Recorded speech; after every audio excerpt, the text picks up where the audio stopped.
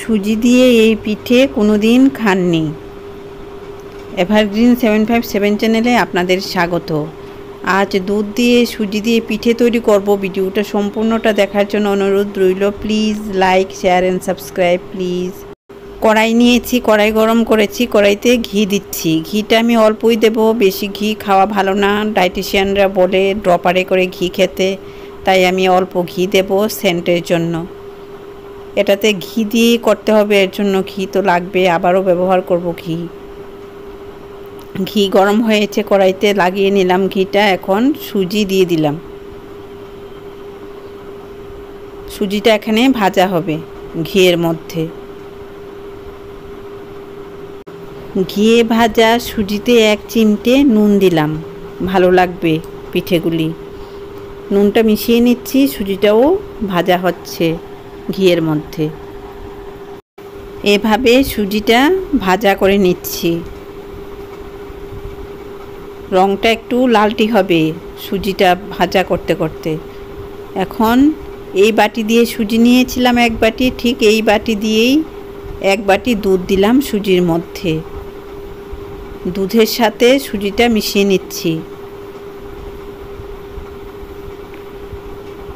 আস্তে আস্তে সুজিটা দুধটা টেনে নেবে, সুজিটা দিয়ে একটা মণ্ড তৈরি হবে। কড়াইটা নড়ছে, এখন কড়াইটা ধরে তারপর সুজির একটা মণ্ড তৈরি করব এখানে। এভাবে আস্তে আস্তে একটা মণ্ড তৈরি হচ্ছে। থালার মধ্যে নেব, থালার মধ্যে ঘিটা মাখিয়ে নিচ্ছি। ঘি না থাকলে তেলও মাখিয়ে নেওয়া যায়, তবে এটা ঘি দিয়ে হবে, ঘিটাই লাগবে। দুধ এদিকে জাল হচ্ছে, দুধটা ঘন হয়ে জাল হবে। থালার মধ্যে সুজির মণ্ডটা নিলাম, ঘি হাতে মাখিয়ে নিলাম। এই ঘিটা সুজির মণ্ড যে তৈরি হয়েছে এটাতে মাখিয়ে নেব। এভাবে নরম করে নেব ঘি দিয়ে সুজির মণ্ডটা।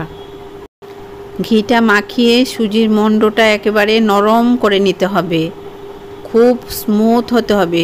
10 মিনিট এটা মেখে নিতে হবে, তাহলেই পিঠেগুলি সুন্দর হবে। এভাবে মাখিয়ে নিচ্ছি। মাখিয়ে নেওয়া হয়ে গেছে। এখন এই যে এভাবে অনেকক্ষণ হাতের মধ্যে নরম করে নিতে হবে সুজির মণ্ডটা। গরম গরমই করে নিচ্ছি, গরম তবুও করে নিচ্ছি। 5 মিনিট ঠান্ডা হয়েছে, তারপর এভাবে গোল করে নিচ্ছি। আরও একটা দেখিয়ে দিচ্ছি কিভাবে করতে হবে। এভাবে মণ্ড থেকে নিয়ে এভাবে হাতে বলটাকে নরম করতে হবে, মুলায়ম করতে হবে। তারপরে হাতে নিয়ে এভাবে রাউন্ড করা যায়, সিলিন্ডার শেপ দেওয়া যায়, যে কোনোভাবেই করা যায়। আমি রাউন্ড শেপ বা গোলাকার শেপ দিয়েছি। এভাবে সবগুলি সুজির পিঠে তৈরি করে নিচ্ছি। সবগুলি পিঠে তৈরি হয়ে গেল। দুধ এদিকে জাল দিচ্ছি, এলাচি থেতো করে দিয়ে দিলাম। এলাচিটা মিশিয়ে নিচ্ছি দুধের মধ্যে। এভাবে দুধের মধ্যে এলাচিটা মিশিয়ে নিলে সুন্দর পায়েস হবে। দুধ ফুটে উঠেছে, ঘন হয়েছে। এখন সুজির যে পিঠেগুলি তৈরি করেছিলাম এগুলি একে একে দিয়ে দিচ্ছি। এই যে এগুলি সব দুধের মধ্যে দিয়ে দিচ্ছি। এগুলি নরম হবে।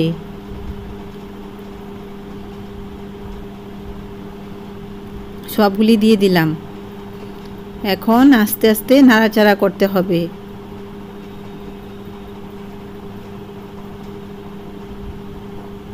সুজির মণ্ডগুলি থেকে যে বল তৈরি করেছি, বলগুলি দেওয়ার 5 মিনিট পর চিনি দিয়েছি।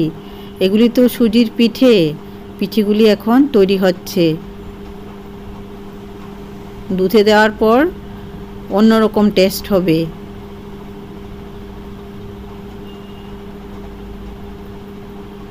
এভাবে মিশিয়ে নিচ্ছি চিনিটা, না হলে তলায় বসে গিয়ে পুড়ে যাবে চিনি।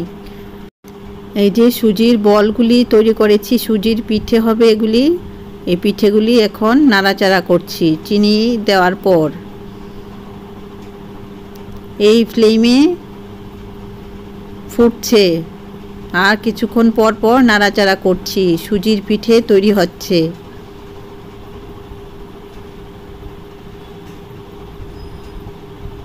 দুধটা আরও ঘন হবে। আস্তে আস্তে এটা তৈরি হচ্ছে। পিঠেগুলি ভেসে উঠেছে, এরপর নিচে বসে যাবে। কিশমিশ ভালো করে ধুয়ে দিয়ে দিলাম